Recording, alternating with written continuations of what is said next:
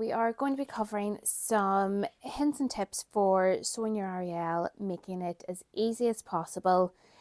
I have everything cut out here. We have our gorgeous checker knit from Mind the Maker, which is beautiful. And then I have the matching ribbon as well from Mind the Maker. So there'll be areas where it gets a wee bit tricky. So we have quite a big sleeve here. We need to gather that into a cuff. The neckband has a slightly different shape to what you'd be used to seeing with these curves because it's quite deep. So yeah, we'll go through a few hints and tips as we're going along to get you through this as easily as possible. I have my overlocker set up here as well. And let's see. So we have 3 overlocker threads here on the 2 loopers and the right needle, and I've just picked colours that I know will tone in. So we've got a peachy pink and a beige, and then here on the left needle, which is the one you'll see the most, I have matched it to my fabric. As if the garment does pull a little bit and any of the seams pull, then this is the one that you're going to see most. So this saves you from having to get 4 different spools of the same colour for your overlocker, and it's much more efficient.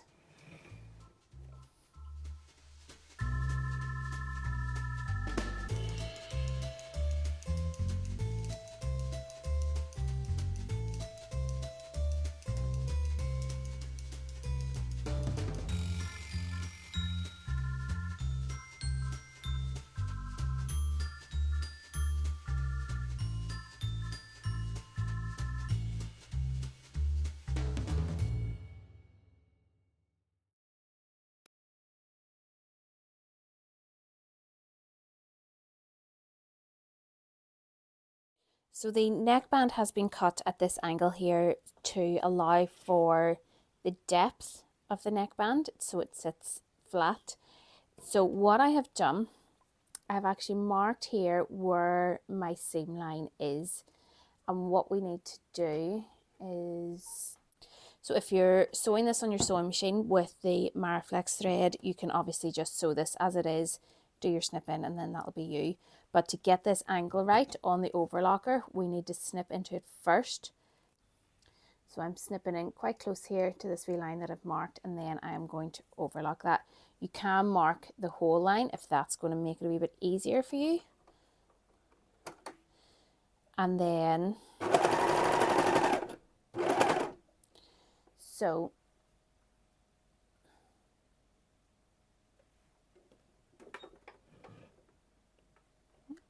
as we're getting close to this, I'm going to pull this out as straight as I can.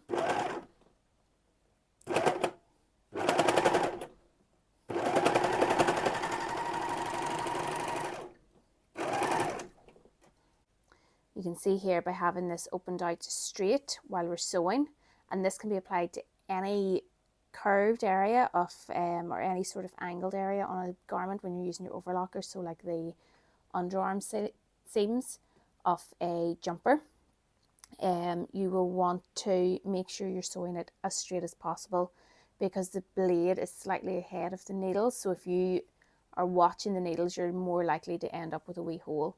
But we have caught that pretty well there, and then this will fold down into your nice flat neckband shape. So I'm going to repeat this on the other side.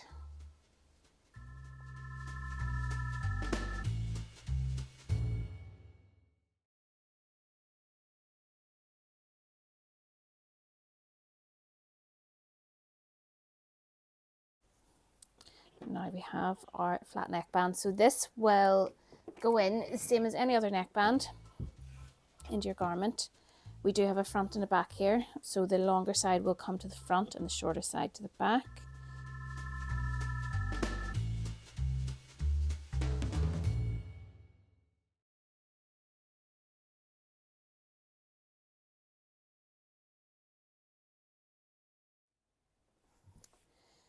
And that is our neckband now sewn in place. As you can see, it is quite deep, so you need this angle here to get it to sit nice and flat against the neck.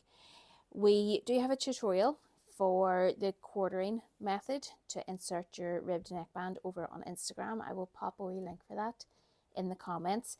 We also have a tutorial for our kids blog, our kids bag, which shows you how to do a bound neckband on the back here, which is quite a nice finish, especially if you have some nice jersey scraps that you want to, that coordinate and you want to match them up. So I will pop the wee link for that in the comments as well if you want to try it.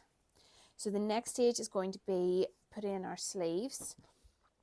The first thing to do is the pleat at the top, and we will hand stitch that in place. So the pleat in the garment is coming in.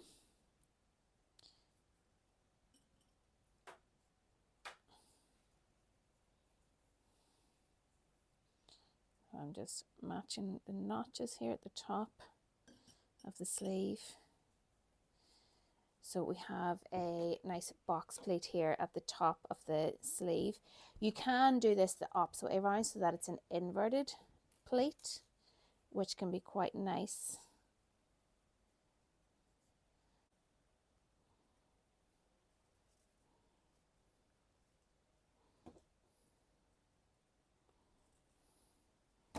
So you would also have the option of pleating it this way, which I think I might do for mine, just to make it a wee bit different. And then this is all getting gathered into the cuff at the bottom.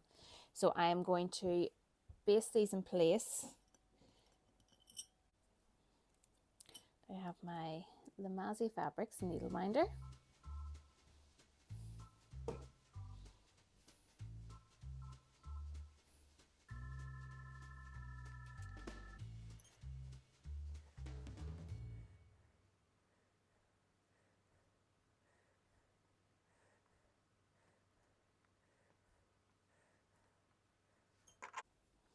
So this will be our inverted box plate.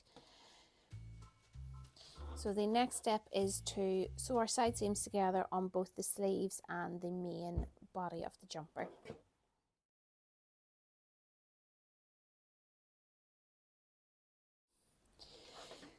So the next step is to, in the instructions, is to insert the sleeve into the main body. I am going to put the cuff on first. As you can see, the cuff is nearly half the width of the full sleeve. So this is going to be, there's going to be a lot of gathering here to get this all tight in. What you can do is adjust the differential feed on your overlocker, which will make gathering a wee bit easier. So if you're doing this in your sewing machine, again, you can just use your normal gathering stitch, set a longer thread and pull it in, and that will make it easier to set it into this. So I have my differential feed set between 1 and 1.5 for this fabric. It's quite a lightweight, although it's a jacquard, a double knit, it is quite a lightweight fabric, so it doesn't need to be too high. But if we turn our differential feed right up to 2, as high as it goes,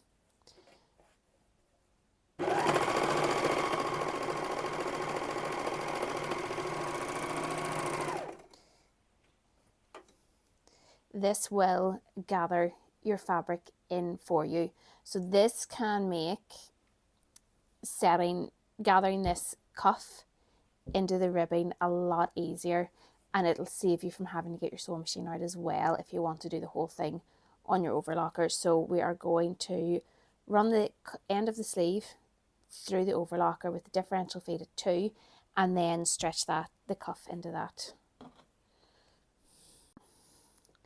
So a little tip for getting your seams to sit a bit flatter inside your cuffs or neckbands or hembands.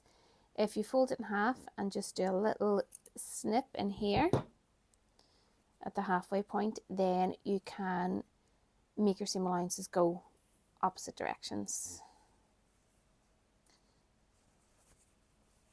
And it gives you a much flatter seam here.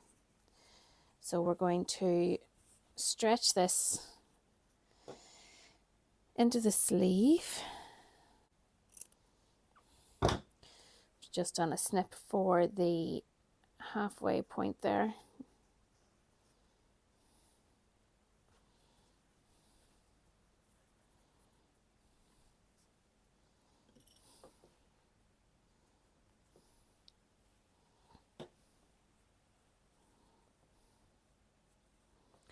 So if you do struggle with this part, I would definitely recommend getting your sewing machine out and using that to gather the sleeve in.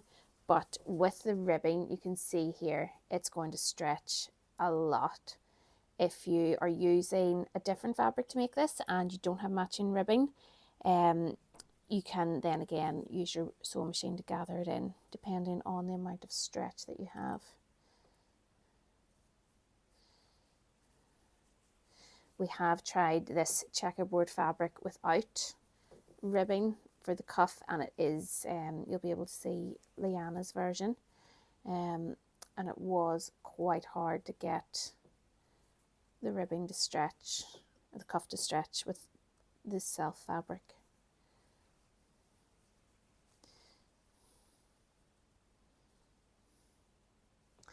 And then if you think you might struggle to get this through your overlocker, you can hand stitch this now in place, even if you just want to do it in a few places so that you're not worried about your pins. And then we will do the other one here.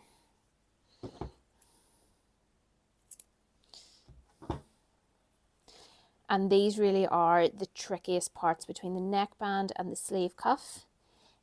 It's the hardest parts of this garment to get right. The rest of it is fairly simple.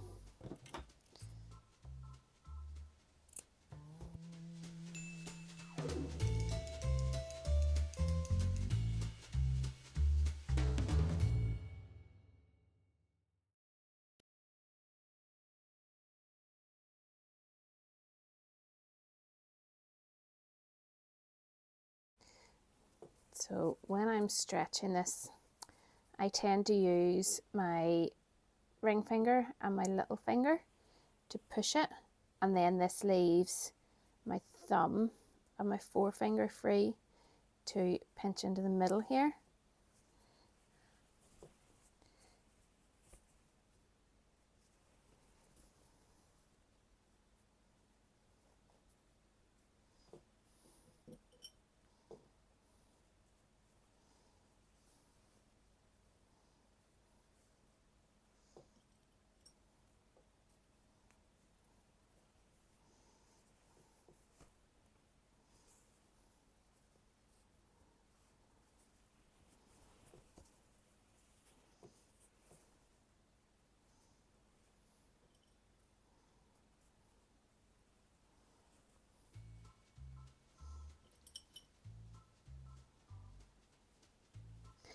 And now we are going to overlock these.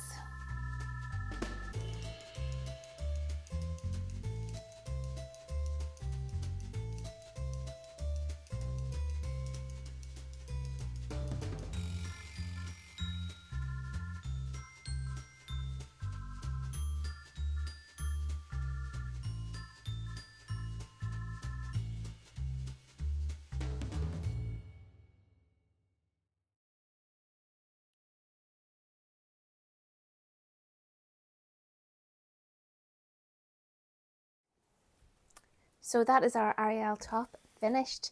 So as I've said, it's the places that are going to slow you down a wee bit is getting these gathered cuffs right. You need to take a wee bit more time with your pleats and the neckband, but apart from that, it is a lovely quick make and the perfect summer jumper. So yeah, the last step we just did there was attaching the hemband, which is done the exact same way as the cuffs and the neckband. And that's it. So I hope you enjoy making your new jumper.